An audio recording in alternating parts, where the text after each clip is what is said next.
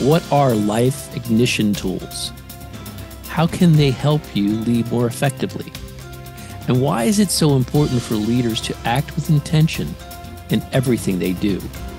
We'll explore these questions and so much more with my very special guest, Dr. Jeff Karp, author with Teresa Barker of LIT, Life Ignition Tools. Use nature's playbook to energize your brain, spark ideas, and ignite action. So, Jeff, what is LIT and how did you come up with this concept? And perhaps you can introduce whatever tools you'd like that comprise LIT. Absolutely. So LIT is a simple set of holistic tools. There are 12 tools. Each chapter of the book is organized as a tool. And these tools are designed to help us to bring a heightened state of awareness to any situation. They're designed to really help us to tap into what's already within us. You know, we have this incredible prefrontal cortex in our brain. It's the part of the brain, in the front of the brain. And relative to the brain, our brain size, that ratio, it's one of the greatest or the greatest, of any animal on planet Earth. And so, what that does is it really gives us this incredible ability to think and to plan and to actually actively rewire our brains so that we can develop habits and patterns that really serve us well. And so LIT is these tools are designed to really help us engage in that process, towards self-evolution and really aligning with our values and really maximizing our ability to just tap into what's already within us, which is when I was in the second grade, going back a little while, this is 1982, I was suffering from undiagnosed ADHD and learning differences, and I didn't know it. My parents didn't know it. My teacher certainly didn't know it. And boy, I was really struggling, and struggling from the sense of just I wasn't connecting with anyone socially. I wasn't able to absorb any of the material. I was very far behind, and my mom tried flashcards, she tried phonics, and just nothing was working. And at the end of the year, the teacher, Mr. Steadwell, pulled my parents aside and said, "Hey, I'd like to get Jeff to repeat the second grade." And my parents negotiated so that if I could spend time in the summer with tutors, that, I'd be able to go on to the third grade. And so all my classmates went on vacation and, here I am in summer school. And I'll never forget one day I went in and the tutor read a passage to me and I asked me some questions. I gave some answers. And then she looked me in the eye and said, "How did you think about that?" And nobody had ever asked me that question before. It was like this light bulb moment for me, because although I didn't have an answer in that moment, and I was kind of, it's almost like kind of shocked me in a way, but it brought this sense of awareness, this idea that I could actually think about thinking, and nothing sort of dramatically changed, immediately because of that. But what did happen was I started to think about my thinking. I started to think about what other people might be thinking, what's behind what they're saying. I started to notice patterns in behaviors of other people, patterns in my thought processes, patterns in my actions and how they related to my thought processes. I started to recognize that when I asked questions, all of a sudden I was able to hyper focus for a few moments afterwards and listen very intently. And anything that was said in those moments would imprint in my mind. And so I kind of discovered that asking questions was a necessity for me to be able to learn. And so I started to refine, my ability to ask questions. And I found if I didn't ask questions, especially like in a conversation, I just would get lost very quickly. Like I found questions almost as a way to slow conversations down so I could catch up. And so I started, figuring out ways to meet teachers, after school, and, even all through high school, I'd go in on weekends and meet with teachers to kind of catch up and ask questions. And so just, one tool that really emerged from all of this was the power of the question. And I think that generally we take that for granted because it's really ours to use. It's like questions are one of the most powerful technologies available to us. And the reason I say this is because when we ask questions, it can help us connect to other people, and then when we listen, we deepen those connections. In the laboratory, we can refine the questions we ask to ask very high value questions that can help lead us on the trajectory towards developing a completely new technology that could help millions of patients. And it's been really a cornerstone of, one of the reasons why we've been able to spin 13 companies out of my lab. It really comes back to the questions that we ask. And so, that's just one example of how this tool that we all have access to at any moment. And it's really a skill, asking questions. It's something we can refine over time. And I have several examples of times in my life where I actually took questioning to a whole new level. You use a lot of important metaphors, and I think I would call them. And lit, obviously your title, it's a lighting metaphor. I was hoping you could spend some time, Jeff, talking about the phrase flip the switch. Why is it so important to think about thinking and how you think? And what can you discover, even more importantly, about that kind of wrestles with this idea of being more aware and more intentional? So flip the switch is one of the 12 tools. And it's really about identifying the patterns that don't match up. It's kind of like the gap between where we are today and where we want to be, with sort of a deep connection to our values. It's about figuring out what is the best first step to take in anything. And the process for flipping the switch is, first of all, noticing your inner desire for possibility. So, and this could be in anything. It could be in a relationship. It could be at work. It could be at home in, some sort of personal evolution or some skill you want to develop.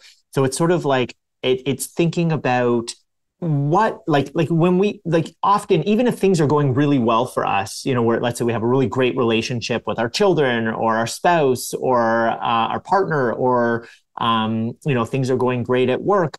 Often there's like a step, there's a possibility of, we represent the natural world. We are nature, right? We're nature working, and nature is constantly evolving. Nature's constantly responding to the environment. The environment is constantly changing, and our environments are constantly changing at home, at work, just everywhere.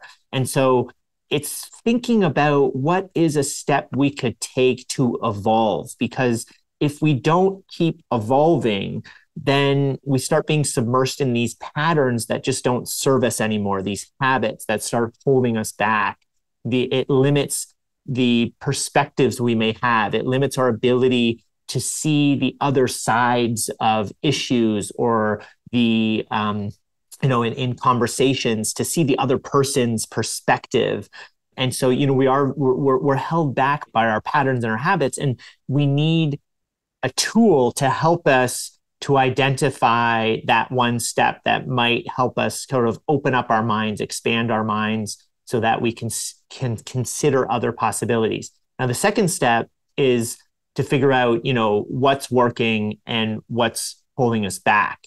And so actually, I'll give an example from the book that I think will help to illuminate this. So I interviewed Joyce Roche, who was an executive at Avon, the company, and she described, she had worked her way up the corporate ladder, and she described that even though she was one of the top executives in the company, she had crushing self-doubt. She was suffering from imposter syndrome. And she described that this was really holding her back. She'd be in meetings, and this is what she would be thinking about. It was bringing her a lot of negativity. And so in those moments, she noticed this inner desire for possibility. She noticed there was a different way about going about this, that there was just some different way of being, or different process, or different pattern that she could learn. And so what she did is she took stock of what was working and what was holding her back. she actually went home and she made a list of all the value that she had brought to the corporation, Avon, over the years that she'd been there, like a comprehensive list, all the different ways that that organization had improved and was better because of her presence. And when she did that and started reflecting on it, she realized that she had brought enormous value to the company. And that just really opened up things for her. So she needed then to consider the next step, other ways of thinking and other possibilities. And what happened was one of her colleagues was up for a promotion. And she started to think, wait a moment, I'm just as qualified, if not more qualified than the colleague. And so she started to think, okay, there actually is this other possibility. There is this other way of now, taking a step forward and self-advocating for herself to get that promotion. And so the last step, the fourth step, is taking that deliberate step forward. And that's exactly what she did. She went self-advocated. She really strived to get the position and she got the promotion. And so to me, that's a great example of flip the switch, where it moves from noticing that inner desire to possibility to taking a deliberate step forward. You point out that attention is a superpower, but I'd like for you to talk about the pinch. What 3 steps can we try for the pinch? Why is that metaphor of the pinch so important? So in the third grade, my family, I always have to go back in time to give you the backstory. So in the third grade, my family, we moved out to the country. So I'm from a small city called Peterborough, Ontario. It's about an hour and a half northeast of Toronto. I'm like literally in the country. Like I'd wake up in the middle of the night and there'd be a pack of wolves on my front lawn. There was a sheep farm beside me, a buffalo farm across the road. There's a farmer's field in my backyard that we rented out to a farmer. We'd get snapping turtles come up on the lawn and lay eggs. We had a creek running across that had crayfish and minnows and leeches. And, it was wild.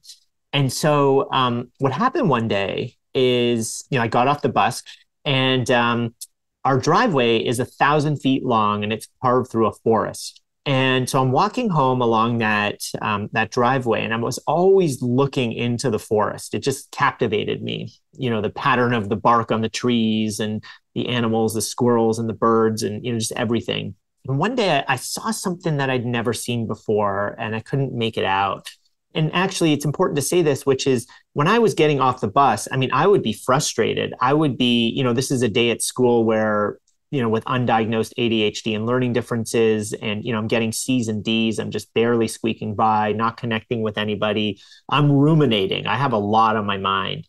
And so I'd walk along this driveway with all these thoughts in my mind, a lot of negative thoughts as well. My teachers would tell me things like, you're lazy, you can't do it, you're not going to amount to much. Like there were a lot of comments I would get like that. So anyhow, I'm walking along the driveway and I sort of see something and I get a little closer. I don't know what it is. And I get a little bit more close and then I get even closer. And now I'm almost right up in front of it. And I'm sort of looking and I'm like, oh my God, it's a bat. I'd never seen a bat before. And all of a sudden, I was really aware at this time because, I've been developing, I'd been asked that question by the tutor, how did you think about that? And so I was sort of noticing what was happening in my mind. And what I realized is that all the other thoughts that I had were completely squeezed out. It was like my brain was being pinched and all I could focus on was that bat. Like there were no other thoughts in my mind. Later, I reflected on that and I thought, okay, is there a way that I could bring this to other areas of my life? And so I started to experiment, here, this distracted kid with pretty severe ADHD. I started to experiment with the ability of pinching my brain to focus my attention.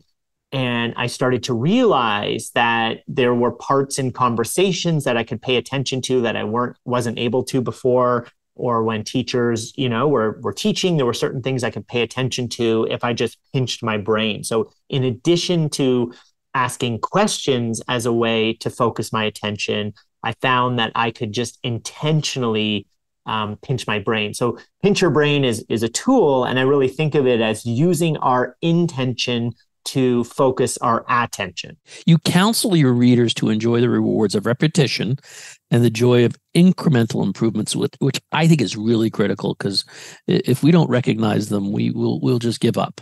And I'd like to explore the role of practice in the lit box, the toolbox of lit. Would you tell us more about how practice can help attain clarity in a crisis? And your story with Nelson, is it Nelson Dellis? Yeah, Nelson. Yeah. Could you tell us more about that? Absolutely. So to me, I've experimented with a lot of different practices and ways of practicing. And what I've noticed is that if I'm not getting any joy out of practicing, it's going to be really, really hard for me to bring myself to keep doing something over and over again to improve a skill. And so that's where this tool, Fall in Love with Practice, comes from. It's really about finding ways to tap into the joys of practice. And I think that there are many different things that we can do to get in touch with those joys. So, for example, one of the people that we spoke to, Richard Turner, who's arguably one of the best card mechanics that's ever lived, playing cards. He can actually got to go see him at the Magic Castle in Los Angeles a year or two ago, and it was just unbelievable what he can do. And by the way, he's actually blind. So it's like even more, it's like, it's just mind blowing what he does with cards, but he can have a deck of cards in his hand, and you say to him any number. You could say 26 or 7 or 42, and he will just hand you that number of cards. So he has such good, he's so in touch with his sense of touch that he can tell the difference between, 1 or 2 or 10 or 50, whatever the number is. He will hand you that card, and he's never wrong. It's really unbelievable. He can also deal the second card. So the top card, and you can't even see it. He's dealing you the second card from the top of the deck consistently, and he can do all these incredible things. And so when I was interviewing him, I was asking him, because he talks about how he practices, 12, 15 hours a day, every day of the week. He's constantly practicing. And so I was like, Richard, how do you do that? Like, how do you find joy in practicing?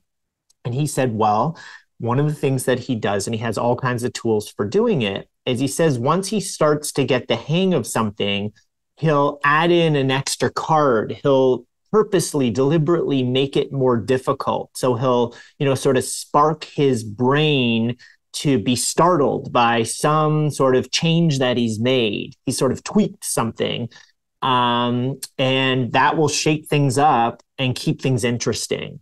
And so I think there's lots of things, to me, that's like such a powerful thing. It sounds very simple, but it's such a powerful thing where, when we're practicing a skill, there are ways, we tend to just try to repeat something over and over again.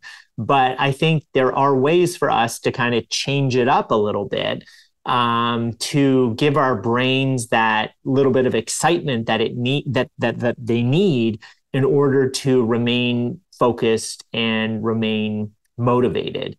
I've also, for example, I have a golf course across the road from me. And actually, I kind of have a bit of an addictive personality. So last summer, my goal was actually to not golf. My intention was to not golf because I was just, the year before, I just found myself always there. But one of the things that I did is I really wanted to improve. I was really interested in trying to find a way to improve my game. I've just, always been an average golfer. And so what I did was I started to, watch all these YouTube videos on, different aspects of the swing. And then I would go out and I'd just be frustrated and I just couldn't, nothing was really happening. And I've had lessons before, but I find I haven't sort of made the time for the lessons to be effective, because I think you really got to work on it in between. And so I was kind of experimenting, trying to figure out what to do. And I know that whenever I'm sort of stuck at something or something's not progressing, it's probably because I'm not engaging the right process. It's not sort of an inherent sort of, I'm not good at this and I'll never be good at it. I always think I can get good, but I'm just not tapped into the right process. And so I thought about it and I thought, okay, maybe what I could do is I'm only going to watch one tiny aspect of a swing. I'm not even going to watch the full video, on YouTube. I'm just going to watch a tiny part of it. And then I'm going to go out and practice that one part. And I'm going to see if I notice any changes. And sure enough, when I was able to break it down into a tiny little step forward, and that's all I focused on, I started to get the hang of it and my game started to improve. And so to me, it's like there's all these little tweaks that we can do in our practices that can bring us joy, that can excite our minds, that can allow us to make that incremental progress that we can get in touch with, because we really need to find a way to not only make those little steps forward and feel good about it, but we need to find a way to get in touch with the progress in a very positive way, to be really mindful of that we actually are making progress. And I think sometimes when we try to change too many things at once, or we just sort of repeat the same thing over and over again, it's hard to find that joy. It's hard to be in touch with these little changes that are actually occurring. And so I think we need to be sort of like find ways to be detectives for our own progress, because once we're tapped into the progress, even if it's incremental, that feels really good and it gives us motivation to keep going. This has been a special edition of the Business of Government Hour, Leading Through Uncertain Times, with Dr. Jeff Karp, author with Teresa Barker of LIT, Life Ignition Tools. Use nature's playbook to energize your brain, spark ideas, and ignite action. Be sure to join us next time for another informative, insightful, and in-depth conversation on improving government leadership and its effectiveness. Until then, subscribe, download, and listen to the entire interview at iTunes, Spotify, Audible, or on your favorite podcast app, and as always at businessofgovernment.org.